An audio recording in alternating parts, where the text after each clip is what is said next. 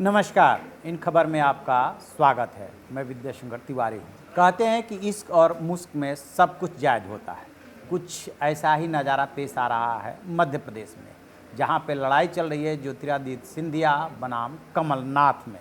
सामने तो यही दोनों खिलाड़ी दिख रहे हैं, लेकिन पर्दे के पीछे और भी खिलाड़ी हैं। कमलनाथ का साथ दे रहे हैं वहाँ के पूर्व मुख्यमंत्री दिग्विजय सिंह।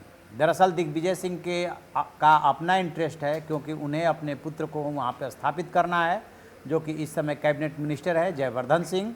और कमलनाथ का अपना इंटरेस्ट है कि उन्हें नकुल नाथ को इस्टेब्लिश करना है, जो छिंदवाड़ा से पहली बार जीत करके लोकसभा पहुँचे हैं। इनके रास्ते में ज्योतिरादित्य सिंधिया आड़े आ रहे थे, क्योंकि उनके मुकाबले ये काफ़ी अनुभवी पड़ रहे थे और ग्वालियर के महाराजाधिराज हैं। सो स्वाभाविक सी बात है कि इनको काटने की कोशिश हो रही थी। अब जैसे ही लड़ाई आगे बढ़ी, ज्योतिरादित्य सिंधिया ने पाला बदल करके बीजेपी का दामन थामा, जहाँ पे ऑलरेडी उनकी दो बुआ पहले से हैं, जिनमें से एक राजस्थान की मुख्यमंत्री रह चुकी हैं। तो अब इसमें ये सवाल उठ रहा है कि कैसे हिसाब चुकता किया जाए, क्योंकि वहाँ पे अब अपना विश्वास मत हासिल करने की नौबत आ रही है। स्वाभाविक सी बात है कि कमलनाथ इस बात को लेकर के नाराज़ है, कांग्रेस नाराज़ हैं, तो ज्योतिरादित्य सिंधिया से हिसाब चुकता करने की कोशिश हो रही है। तो इसमें जो है वो हर दांव आजमाए जा रहे हैं, जिसके बारे में हम और आप सोच भी नहीं सकते। तो एक मामला 2009 में हुआ था, जिसको लेकर के शिकायत हुई थी मध्य प्रदेश पुलिस में ज्योतिरादित्य सिंधिया के खिलाफ, उसको फिर से खोला गया है। तो ये क्या मामला था? ईओडब्ल्यू इस मामले को देख रहा था।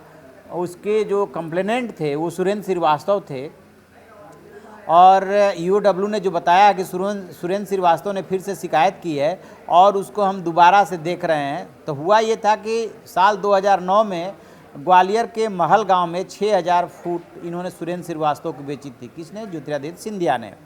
पहली दफ़ा इसको लेकर के ये हुआ कि कागजों में इन्होंने हेराफेरी की है, और इसकी शिकायत जब उन्होंने की तो 26 मार्च 2014 में इसकी शिकायत पहली बार हुई थी, और जांच के बाद 2018 में इस केस को बंद कर दिया गया था कि इसमें कोई जो एविडेंस नहीं मिला। अब फिर क्या हुआ कि 12 मार्च 2020 को, यानी कि जैसे ही ज्योतिरादित्य सिंधिया ने बीजेपी ज्वाइन किया, फिर से इसमें वो एक आवेदन आया, और उस आधार पर ईओडब्ल्यू के अधिकारी कह रहे हैं कि हम इसको देख रहे हैं। अब सिंधिया समर्थक हैं पंकज चतुर्वेदी, वो कांग्रेस के पूर्व प्रवक्ता भी हैं, वो ये कह रहे हैं कि ये सब बदले की भावना से की जा रही है। स्वाभाविक सी बात है कि ये सब तो होता ही है राजनीति में। बदले की भावना से कह लीजिए, चाहे जो कह लीजिए, वो तो अपने हिसाब से हिसाब चुकता करेंगे ही करेंगे। और ये है 6000 कुल फुट ज़मीन का मामला, शिकायतकर्ता को ये बेचा गया था, और उसने जो इसको लेकर के ये कहा गया था कि इन्होंने जो है कागज़ डॉक्यूमेंट्स में हेर फेर की, धोखाधड़ी की, और उसके साथ अब ये बात अलग है कि जब प्रूफ नहीं मिला तो बंद कर दिए गए इस मामले को। हालांकि उस वक्त वहाँ पे सरकार शिवराज सिंह चौहान की ही थी, लेकिन जैसे केस जब बंद हुआ है वो 2018 में हुआ है, जबकि कमलनाथ की सरकार बन गई थी, और फिर अब कमलनाथ के राज में केस को दोबारा खोला गया है।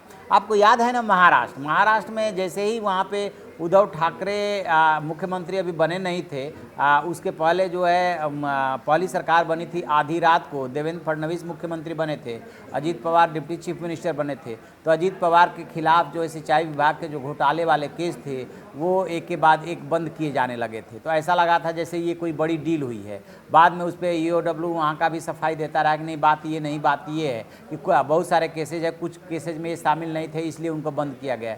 लेकिन यहाँ तो एक ही केस है जो 2018 में बंद किया गया, और अब जो है फिर से जैसे ही इन्होंने बीजेपी ज्वाइन किया, कांग्रेस से बगावत की, इनके समर्थक 22 विधायकों ने बगावत की, उसके बाद से इस केस को खोल दिया गया है। तो देखते हैं कमलनाथ सरकार क्या बच जाती है तो निश्चित रूप से ज्योतिरादित्य सिंधिया के लिए परेशानी खड़ी होने वाली है, क्योंकि उनकी सरकार रहेगी, वो इसमें जो कर सकते हैं वो करने की कोशिश करेंगे। और यदि ये सरकार चली जाती है तो फिर इससे बहुत ज़्यादा फर्क नहीं पड़ेगा कि फिर उनकी पार्टी यानी बीजेपी की सरकार बनेगी, तो उसमें उनको राहत मिल सकती है। लेकिन जो फिलहाल है वो तो ज्योतिरादित्य सिंधिया के लिए एक सिरदर्द इन्होंने खड़ा कर ही दिया कि आपने ऐसे ज़मीन बेचने के मामले में गड़बड़ किया था। अब उसका दोबारा उस मामले की दोबारा से जांच होगी, उसका सामना कीजिए।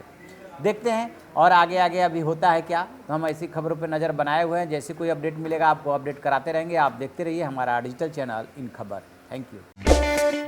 इन खबर चैनल को सब्सक्राइब करें और बेल आइकन दबाना ना भूलें।